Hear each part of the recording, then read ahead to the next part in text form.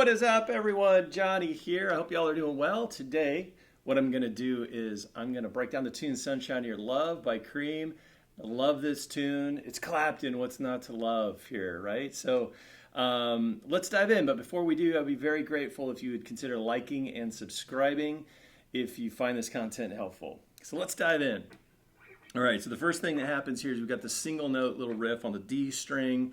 What we're going to do is we're going to go 12, 12, 10, 12. Okay, that's third finger, first finger. Okay. 12, 12, 10, 12. And then we're going to reach down to the A string and go 12, 11, 10. And that's fingers 3, 2, 1.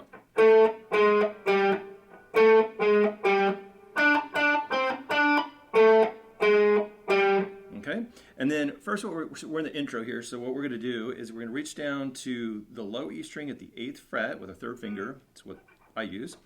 And we're going to play that note and slide up to 10. Okay, then we're going to reach up to the A string at the 8th fret. Little vibrato there, a little Clapton vibrato.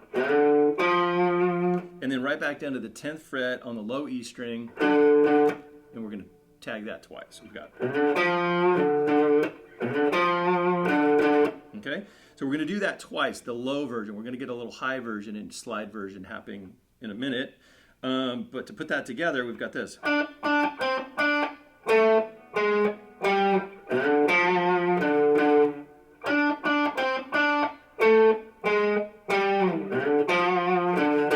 Okay, now what's going to happen, we're going to have this chord that replaces that little single note riff.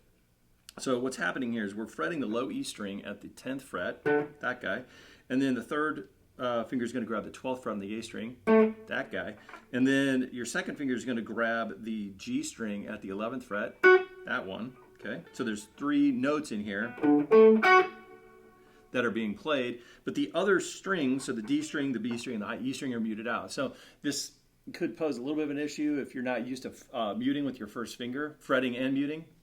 I think I have a video that I posted that is actually titled First Finger Muting. So you search that one up to learn how to sort of get your first finger to do some other work, get strings to not ring out, the ones you don't want them to ring out. So search that one up if you don't know how to do that. But in any case, what's happening here is we're fretting those 3 notes and muting the other ones. And what we're going to do is we're just strum it like a chord. Okay? So we're going that at the 10th fret. Okay, and then we're going to slide it down to the 8th fret, and then right back to the 10th fret. Okay, so it's just shifting down a whole step. Okay, and then we have that same little descending riff on the 12th fret. So we're going to go 12, 11, 10. So, okay, now we're going to reach up to the 10th fret on the D string with our third finger, slide up to 12, 10 on the G string, and then back down to 12 on the D string. So that upper slide replaced that lower slide that we had, but it's kind of sort of the same riff, right?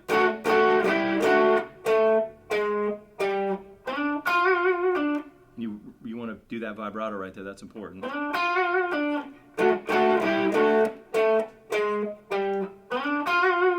Okay, now on to the next chord. What we're going to have is we've got, basically, it's a G major bar chord, root 5 up here, but what we're doing is we're fretting the 10th fret on the A string, and then we're barring D, G, and B, or the string 4, string 3, string 2, at the 12th fret. So it's that, okay? And I'm putting a slide into that, so I'm going down from here. I kind of hear that happening sometime in the track.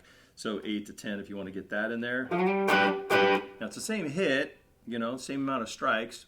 Down, down, and then down a whole step, right back to 10. So we shift it again down to 8, back up to 10. Okay, so let me put that together. Okay, and now we're going to have this descending line. Same thing, but now we're going to start on the D string for that. Okay, so. And then we're going to reach down here to the 8th fret now on the A string, slide up to 10, up to the D string at the 8th fret. So let me put that all together so it'll make more sense with your ears.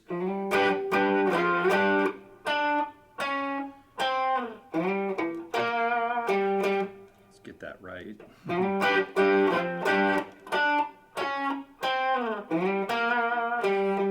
Okay, so again, that's 8 to 10 on the A string, up to 8 on the D string, back to 10 on the A string.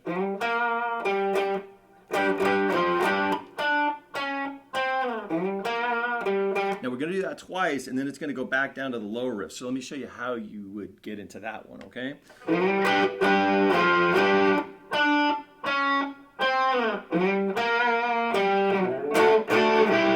So again, I'm doing like a slide after to get into the riff because my fingers are over here. And in order to get back to this 10, it's hard to make that shift. And I really do hear like a slide in there. So what I would recommend avoiding is to try to hop over to this chord shape, but more or less just use the finger that's in this fret right here to kind of smooth out that transition to slide into the chord. So again.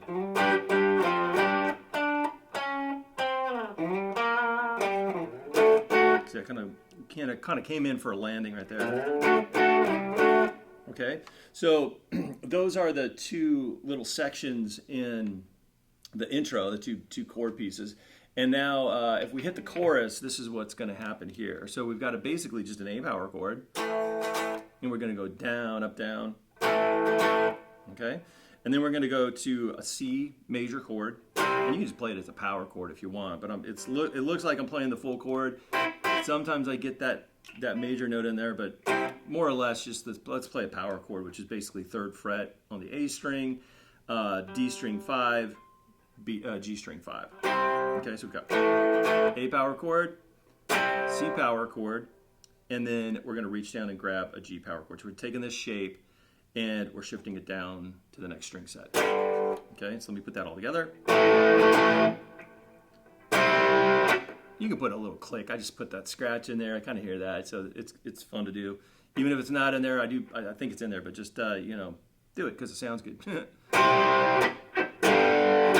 And all that scratching is just lifting your fingers off the strings, but don't lift them away from the strings, so you're scratching. You're just getting noise.